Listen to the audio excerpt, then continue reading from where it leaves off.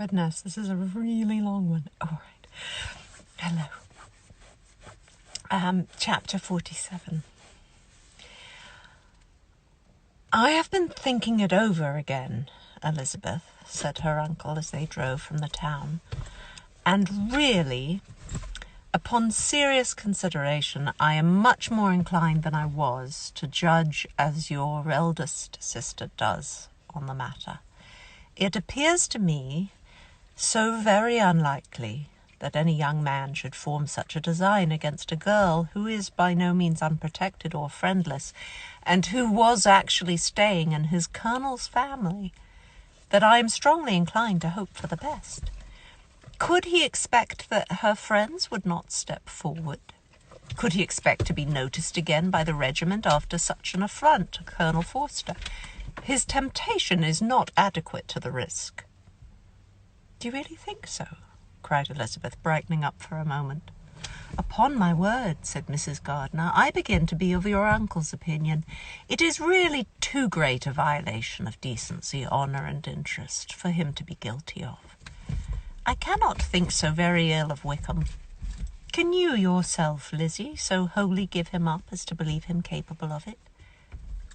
Not perhaps of neglecting his own interest, but of every other neglect I can believe him capable, if indeed it should be so. Violet.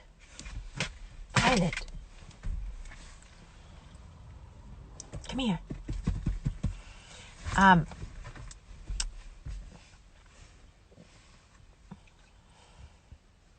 If indeed it should be so, but I dare not hope it. Why should they not go on to Scotland if that had been the case? In the first place, replied Mr. Gardiner, there is no absolute proof that they are not gone to Scotland. Oh, but their removing from the chaise into a hackney coach is such a presumption, and besides, no traces of them were to be found on the Barnet Road. Well then, supposing them to be in London, they may be there, though for the purpose of concealment, for no more exceptional purpose. It is not likely that money should be very abundant on either side, and it might strike them that they could be more economically, though less expeditiously married in London than in Scotland. But why all this secrecy? Why any fear of detection? Why must their marriage be private? Oh, no, this is not likely. His most particular friend, you see by Jane's account, was persuaded of his never intending to marry her. Wickham will never marry a woman without some money. He cannot afford it. And what claims has Lydia? What attraction has she beyond youth, health, and good humour that could make him, for her sake, forego every chance of benefiting himself by marrying well? As to what restraint the apprehensions of disgrace in the corpse might throw on a dishonourable elopement with her, I am not to judge, for I know nothing of the effects that such a step might produce. Do you know any? But as to your other objection... Sorry, I got lost there. I can't think what was distracting. Now I have dog saliva on my glasses.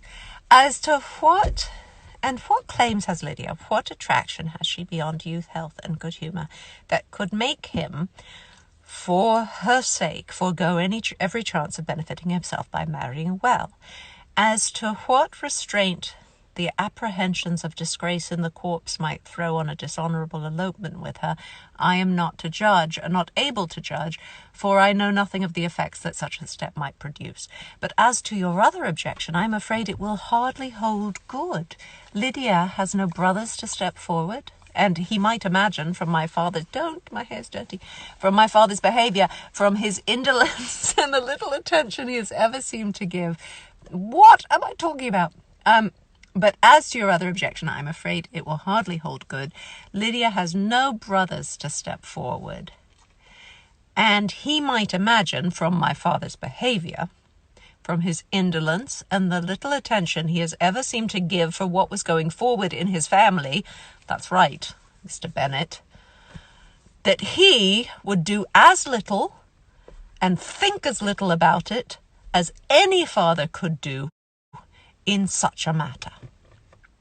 But can you think that Lydia is so lost to everything but love of him as to consent to live with him on any terms other than marriage? It does seem, and it is most shocking indeed, replied Elizabeth with tears in her eyes, that a sister's sense of decency and virtue in such a point should admit of doubt. But really, I know not what to say. Perhaps I am not doing her justice, but she is very young. She has never been taught to think on serious subjects, and for the last half-year, nay, for a 12-month, she has been given up to nothing but amusement and vanity. She has been allowed to dispose of her time in the most idle and frivolous manner, and to adopt any opinions that came in her way.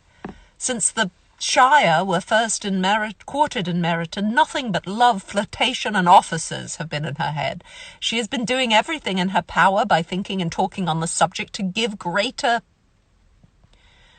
what should I call it, susceptibility to her feelings, which are naturally lively enough.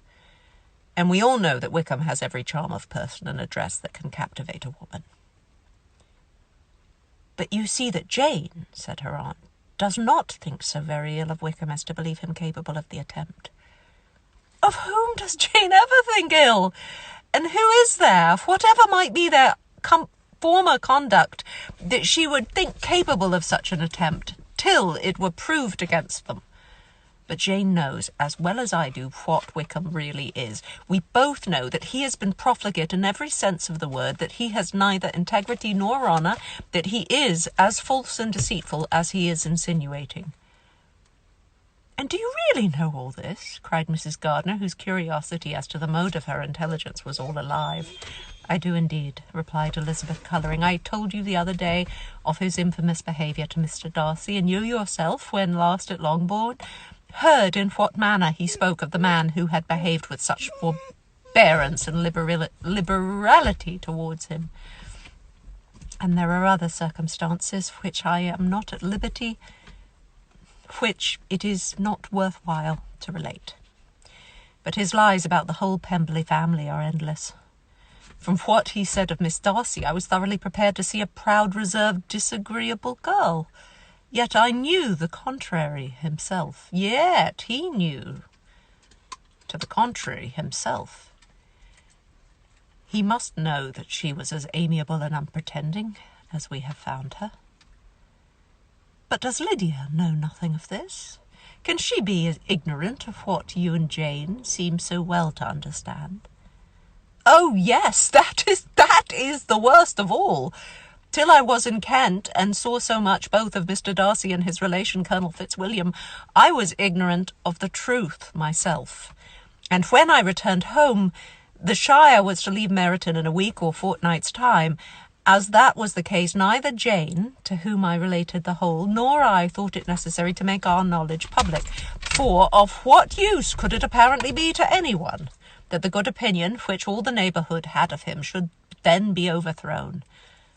And even when it was settled that Lydia should go with Mrs. Forster, the necessity of opening her eyes to his character never occurred to me. That she could be in any danger from the deception never entered my head. That such a consequence of this could ensue, you may easily believe, was far enough from my thoughts. When they all removed to Brighton, therefore, you had no reason, I suppose, to believe them fond of each other. Not in the slightest. I can remember no symptom of affection on either side. And had anything of the kind been perceptible, you must be aware that ours is not a family on which it could be thrown away. When first he entered the court, she was ready enough to admire him. But so we all were. Every girl in or near Meryton was out of her senses about him for the first 2 months. Except for you, Violet, you knew. But he never distinguished her by any particular attention, and consequently, after a moderate period of extravagant and wild admiration, her fancy for him gave way, and others of the regiment, who treated her with more distinction, again became her favourites. It may be easily believed that however little of novelty could be added to their fears, hopes, and conjectures on this interesting subject by its repeated discussion, no other could detain them from it long during the whole of the journey. From Elizabeth's thoughts, it was never absent, fixed there by the keenest of all anguish, self-reproach. She could find no interval of ease or forgetfulness. They travelled as expeditiously as possible, and sleeping one night on the road, reached Longbourn by dinner-time the next day. It was a comfort to Elizabeth to consider that Jane could not have been wearied by long expectations. The little gardeners, attracted by the sight of the chaise, were standing on the steps of the house as they entered the paddock, and when the carriage drove up to the door, the joyful surprise that lighted up their faces and displayed itself over their whole bodies in a variety of capers and frisks was the first pleasing earnest of their welcome. Elizabeth jumped out, and after giving each of them a hasty kiss, hurried into the vestibule, where Jane, who came running down from her mother's apartment, immediately met her. Elizabeth, as she affectionately embraced her, whilst tears filled the eyes of both, lost not a moment in asking whether anything had been heard of the fugitives. "Not yet," replied Jane. "But now that my dear uncle is come, I hope everything will be well. Is my father in town?" "Yes, he went on Tuesday, as I wrote you word." "And have you heard from him often?" "We've heard only twice. He wrote on a few lines on Wednesday to say that he had arrived in safety and to give me his directions, which I particularly begged him to do. He merely added that he should not write again till he had something of importance to mention." "And my mother, how is she? How are you all?" "My mother is tolerably well, I trust, though her spirits are greatly shaken.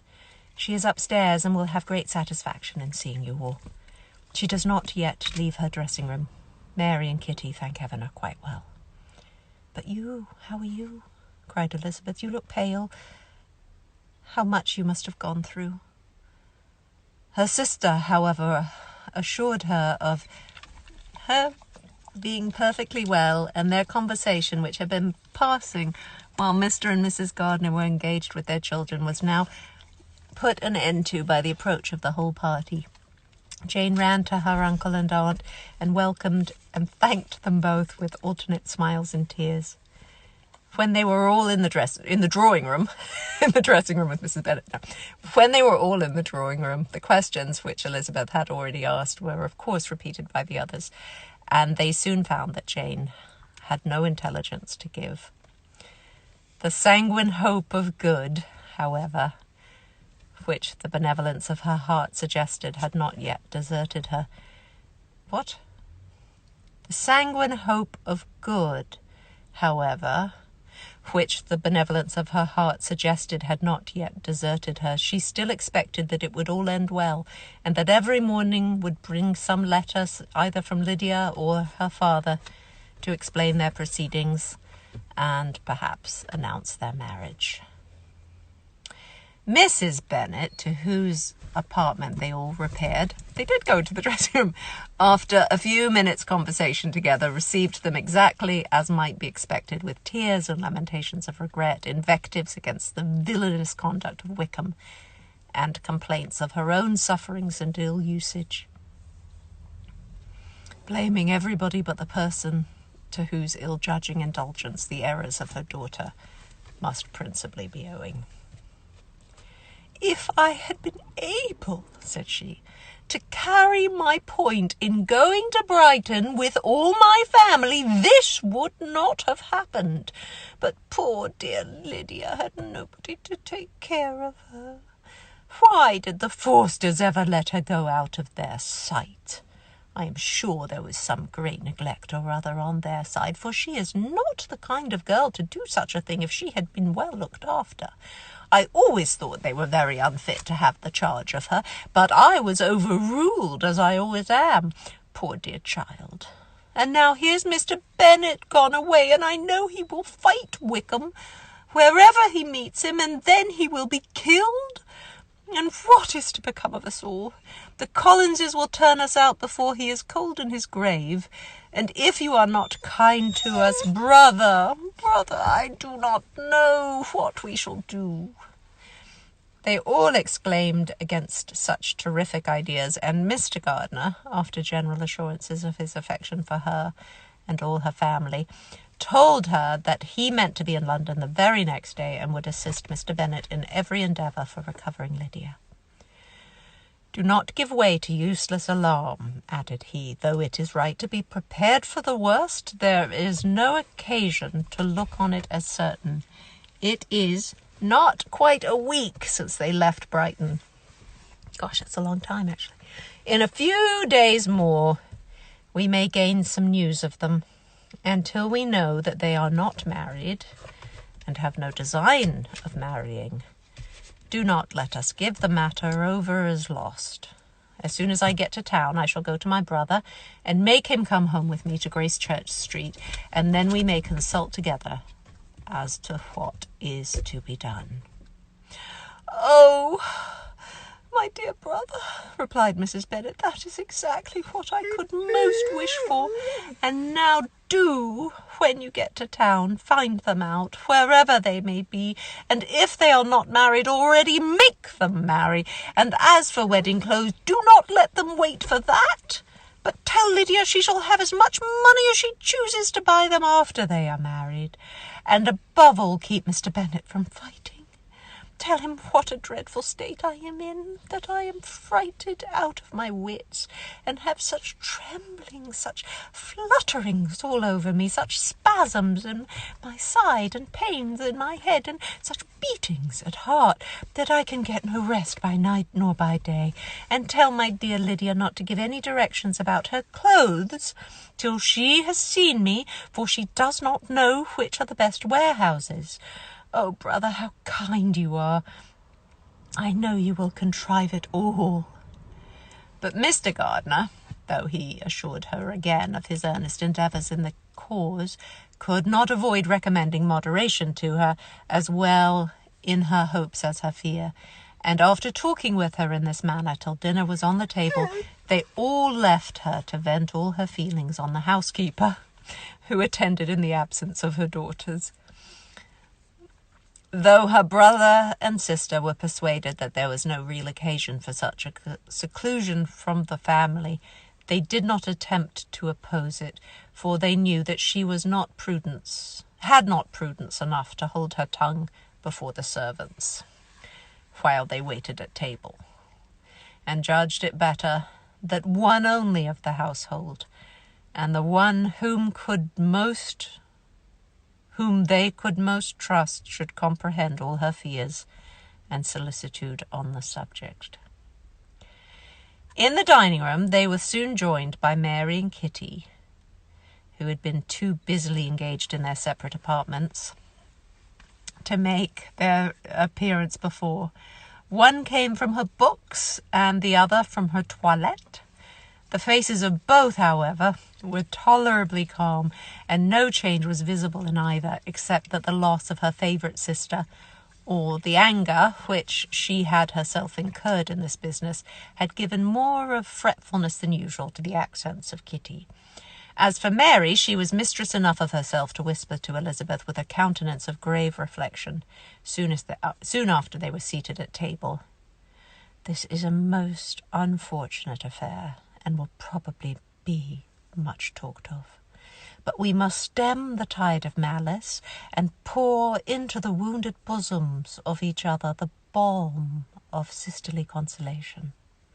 Then, perceiving in Elizabeth no inclination of replying, she added, "Unhappy as the event must be for Lydia, we may draw from it its useful lesson, that loss of virtue in a female is irretrievable, that one false step involves her in endless ruin, that her reputation is no less brittle than it is beautiful, and that she cannot be too much guarded in her behaviour towards the undeserving of the other sex." Elizabeth lifted up her eyes in amazement, but was too much oppressed to make any reply. Mary, however, continued to console herself with such kind of moral extractions from the evil before them. In the afternoon, the two elder Miss Bennets, who were able to be for half an hour by themselves, and Elizabeth instantly availed herself of the opportunity of making any inquiries which Jane was equally eager to satisfy.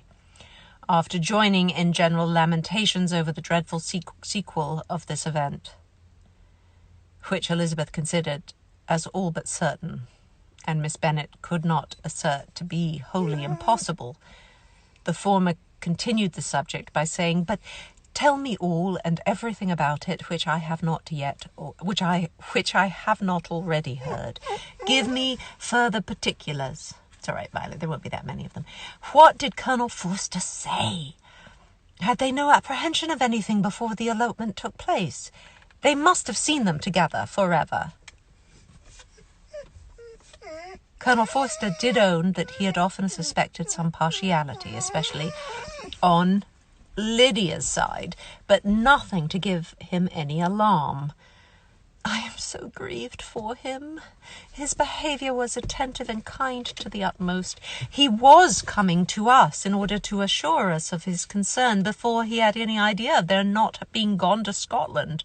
When that apprehension first got abroad, it hastened his journey." And was Denny convinced that Wickham would not marry? Did he know of their intending to go off? Had Colonel Forster seen Denny himself?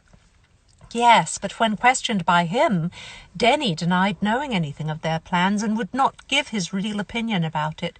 He did not repeat his persuasion of their not marrying, and from that I am inclined to hope he might have been misunderstood before.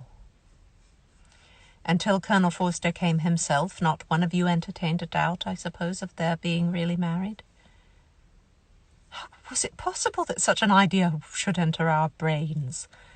I felt a little uneasy, a little fearful of my sister's happiness with him in marriage, because I knew that his conduct had not always been quite right. My father and mother knew nothing of that. They only felt how imprudent a match it must be. Kitty then owned, with a very natural triumph on knowing more than the rest of us, that in Lydia's last letter she had prepared her for such a step. She had known, it seems, of their being in love with each other many weeks, but not before they went to Brighton. No, I believe not. And did Colonel Forster appear to think well of Wickham himself? Does he know his real character? I must confess that he did not speak so well of Wickham as he formerly did.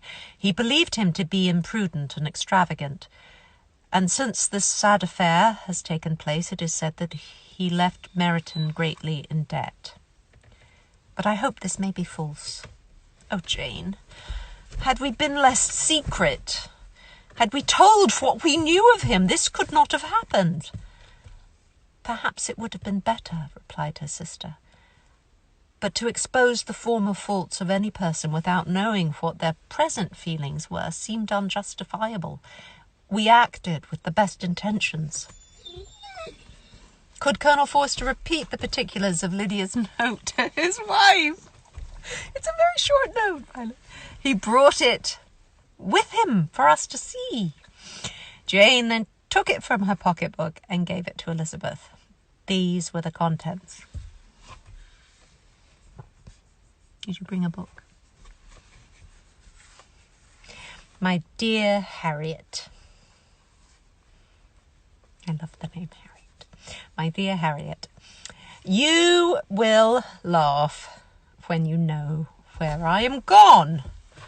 And I cannot help laughing myself at your surprise tomorrow morning as soon as I am missed. I am going to Gretna Green, and if you cannot guess with who, I shall think you a simpleton, for there is but one man in the world I love, and he is an angel. I should never be happy without him, so think it no harm to be off. You need not send them word at Longbourn of my going if you do not like it, for it will make the surprise the greater when I write to them and sign my name Lydia Wickham. What a good joke it will be! I can hardly write for laughing. Pray make my excuses to Pratt for not keeping my engagement and dancing with him tonight. Tell him I hope he will excuse me when he knows all, and tell him I will dance with him at the next ball we meet with great pleasure. I shall send for my clothes when we get to Longbourn. But I wish you would tell Sally to mend a great slit in my worked muslin gown before they are packed up. Goodbye. Oh, before they're all packed up. But I wish you would tell Sally to mend a great slit in my worked muslin gown before they are packed up. Goodbye. Give my love to Colonel Forster. I hope you will drink to our good journey. Your affectionate friend, Lydia Bennet. Oh, thoughtless Lydia, cried Elizabeth when she had finished it. What a letter is this to be written at such a moment? But at least it shows that she was serious on the subject of their journey, for whatever he might afterwards persuade her to, it was not on her side a scheme of infamy. My poor father, how he must have felt it. I never saw anyone so shocked.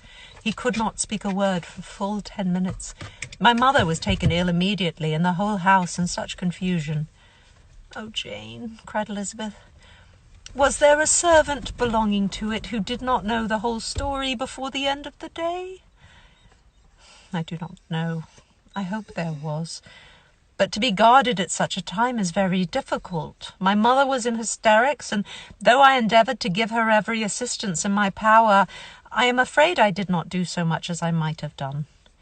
But the horror of what might possibly happen almost took me from my faculties. Your attendance upon her has been too much for you. You do not look well. Oh, that I had been with you! You have had every care and anxiety upon yourself alone.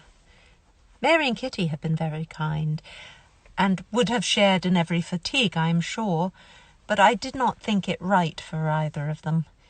Kitty is slight and delicate, and Mary studies so much that her hours of repose should not be broken in on. My Aunt Phillips came to Longbourn on Tuesday after my father went away, and was so good as to stay till Thursday with me. She was of great use and comfort to us all, and Lady Lucas has been very kind. She walked here on Wednesday morning to condole. God, I just had a moment of worrying about all these people visiting each other. That's how much the quarantine gets. It's just how quickly we adjust to a new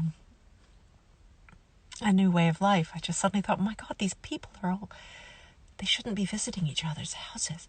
And Lady Lucas has been very kind. She walked here on Wednesday morning to condole with us, and offered her services and any of her daughters if they should be of use to us. She had better have stayed at home, cried Elizabeth. Perhaps she meant well, but under such a misfortune as this, one cannot see too little of one's neighbours. Assistance is impossible. Condolence insufferable.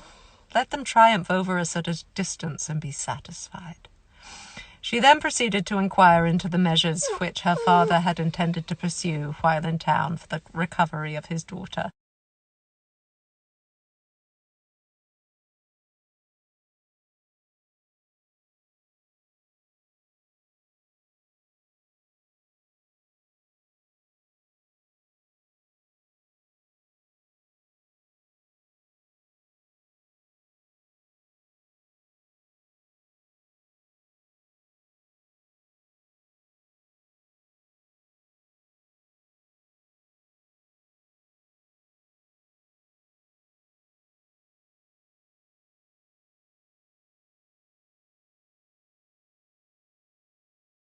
To another might be remarked, he meant to make inquiries at Clapham. If he could anyhow discover at what house the coachman had before set down his fare, he determined to make inquiries there, and hoped it might not be impossible to find out the stand and number of the coach.